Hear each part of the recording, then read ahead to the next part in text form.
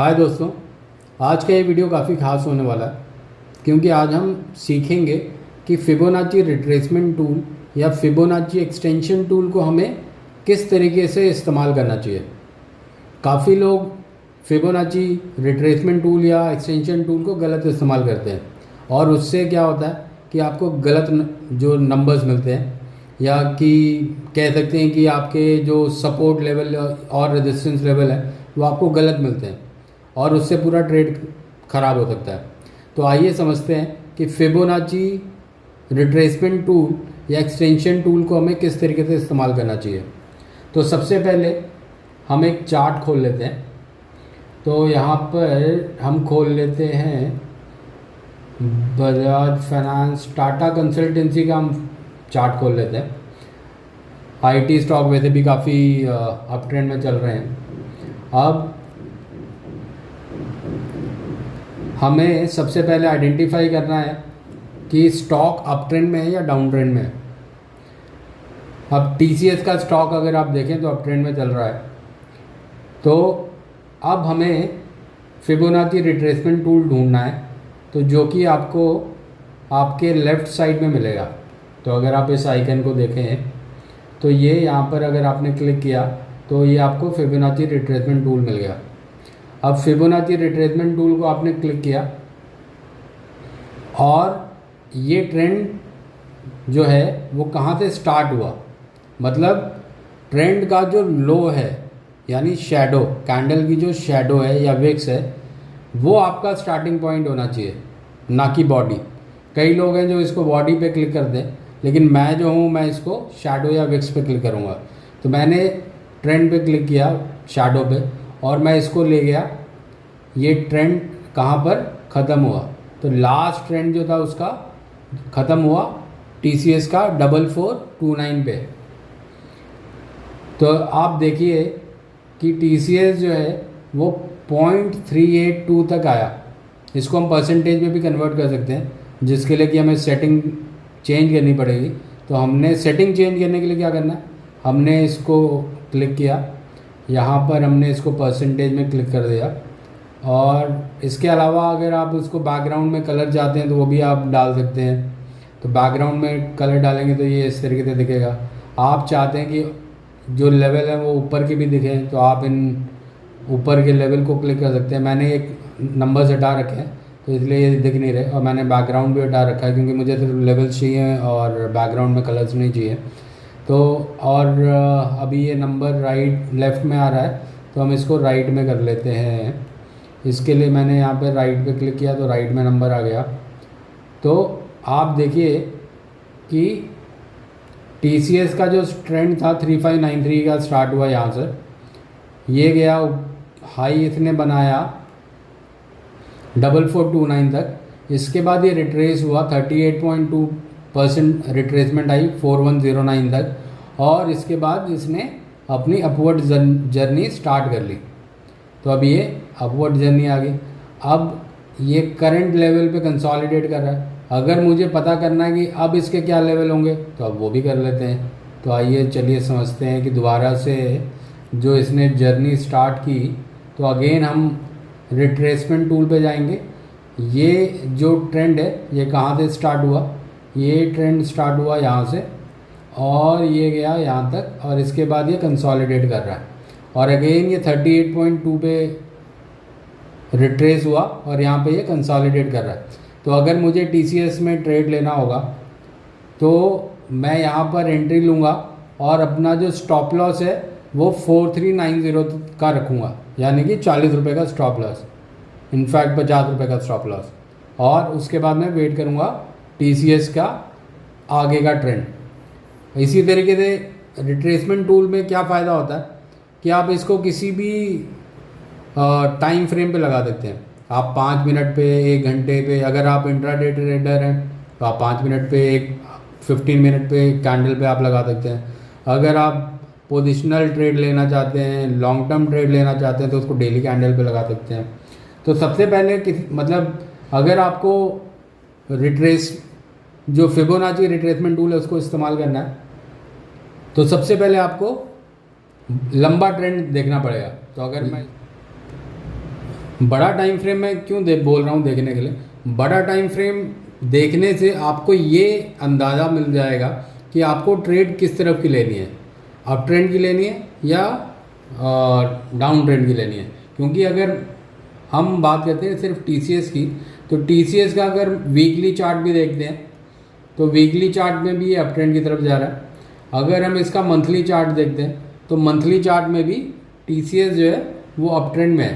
तो स्मॉल जो छोटा ट्रेंड है वो हो सकता है कि वो डाउन ट्रेंड में आ जाए, लेकिन जो बड़ा ट्रेंड है वो अप ट्रेंड का ही है। तो टीसीएस में बेटर है कि आप कंसोलिडेशन का वेट कीजिए और उसमें एंट्री लीजिए। उसी तरीके से हम दूसरा स्टॉक लेते हैं, दूसरा स्टॉक हम लेते हैं बजाज फाइनेंस।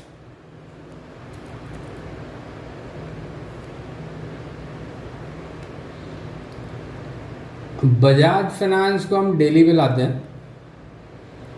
डेली में अब अगर आप देखिए अगेन, तो अगर हमें देखना है कि इसका रिट्रेसमेंट लेवल क्या होगा, तो हमने फिबोनाची रिट्रेसमेंट टूल पे क्लिक किया।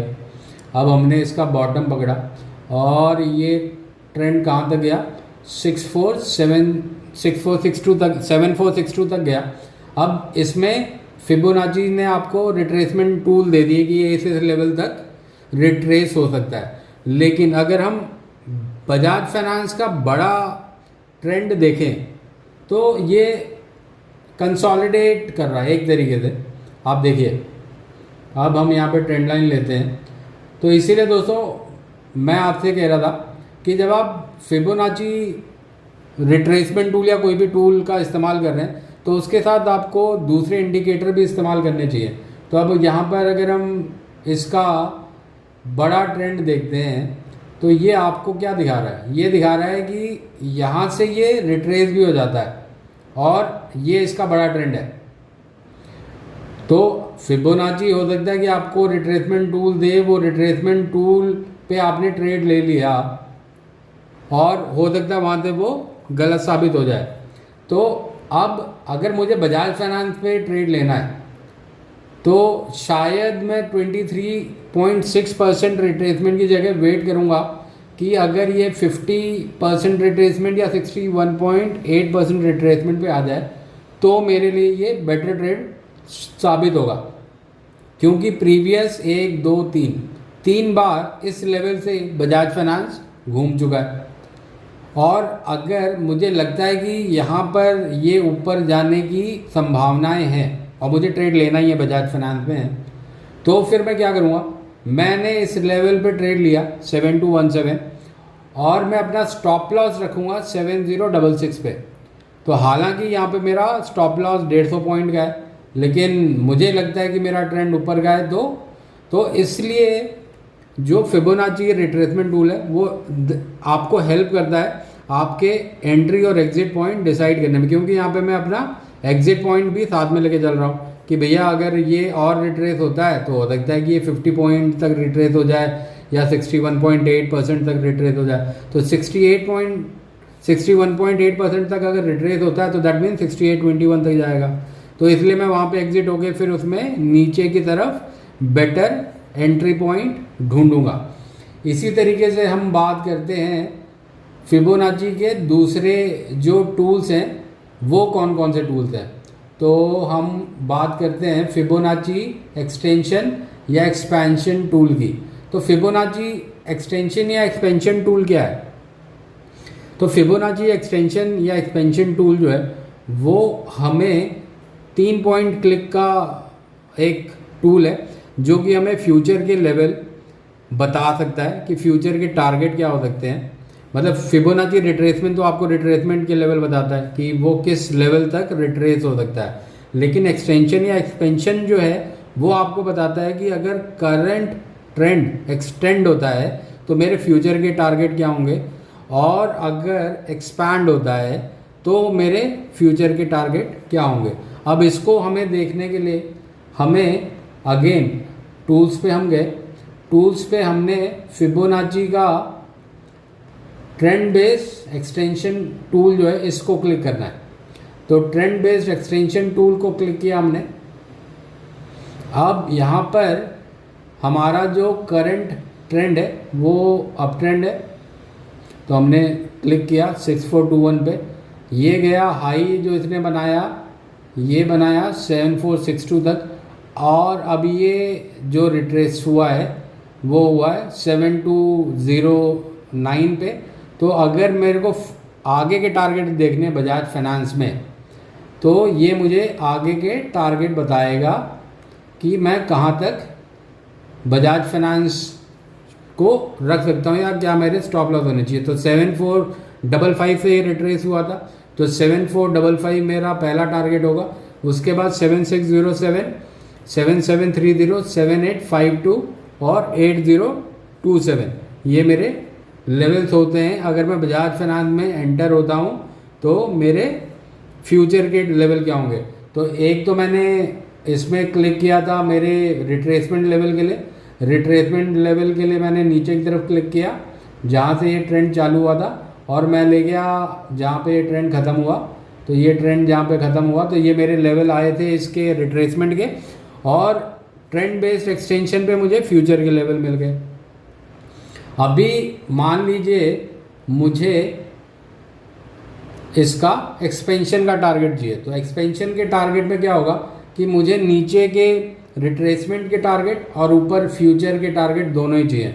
तो अगेन मैंने trend based Fibonacci extension tool को क्लिक किया। इसमें क्या होगा दोस्तों कि आपने जो ट्रेंड स्टार्ट हुआ वहाँ पे आपका पहला क्लिक होगा, दूसरा क्लिक होगा जहाँ पे आपका ये ट्रेंड ख़त्म हुआ, और तीसरा क्लिक जो होगा वो होगा आपका अगेन ट्रेंड का जो स्टार्टिंग पॉइंट था। तो ट्रेंड का स्टार्टिंग पॉइंट यानी 6422 था, तो हमने वहाँ पे क्लिक किया। तो यहाँ से आपको मिल जाते हैं इसके एक्सटेंशन और एक्सपेंशन दोनों रूल और लेवल। तो अब आप देखिए कि अगर बजाज फाइनेंस यहाँ से 61.8% ऊपर जाता है तो आपके नए टारगेट जो बनते हैं 8088 के बनते हैं। लेकिन अगर आपका ये लेवल ब्रेक होता है 7231 का, तो आपके जो नेक्स्ट लेवल आएंगे वो 7080 के करीब के आएंगे। यहीं पर हम प्लॉट करते हैं फिबोनाची रिट्रेसमेंट को दोबारा से, जस्ट टू अंडरस्टैंड।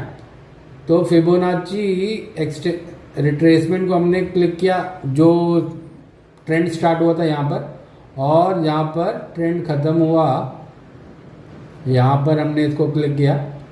तो एक ही टूल में आपको इसके सपोर्ट और फ्यूचर के टारगेट दोनों मिल गए। तो यहाँ पर ही आपको सेम रिट्रेसमेंट के लेवल आपके जो हैं वो सपोर्ट के लेवल बता रहा है, और फ्यूचर के जो टारगेट हो सकते हैं वो भी एक ही टूल में आपको बता रहा है। तो इस तरीके से आप फिबोनाची रिट्रेसमेंट या फिबोनाची एक्सटेंशन टूल को इस्तेमाल कर सकते हैं अपने पसंदीदा स्टॉक में एंट्री और एग्जिट पाने के लिए। तो अब हम कुछ और स्टॉक देख लेते हैं। सबसे पहले हम देखते हैं निफ्टी में क्या फिबोनाची के लेवल्स बनते हैं। तो हम देखते हैं निफ्टी। तो निफ्टी में दोस्तों डेली चार्ट पे अगेन हमने फिबोनाची रिट्रेसमेंट टूल को क्लिक किया। इसका जो ट्रेंड स्टार्ट हुआ था हमने यहाँ पे इसका ट्रेंड लिया, इसके बाद हमने खींचा इसको लेवल तक, तो ये हमें रिट्रेसमेंट के लेवल मिल गए। तो अभी निफ्टी जो है 24860 पे रुका है, और यहीं पर हम अगर एक्सटेंशन टूल को ड्रॉ करें तो एक्सटेंशन टूल को हम लेते हैं।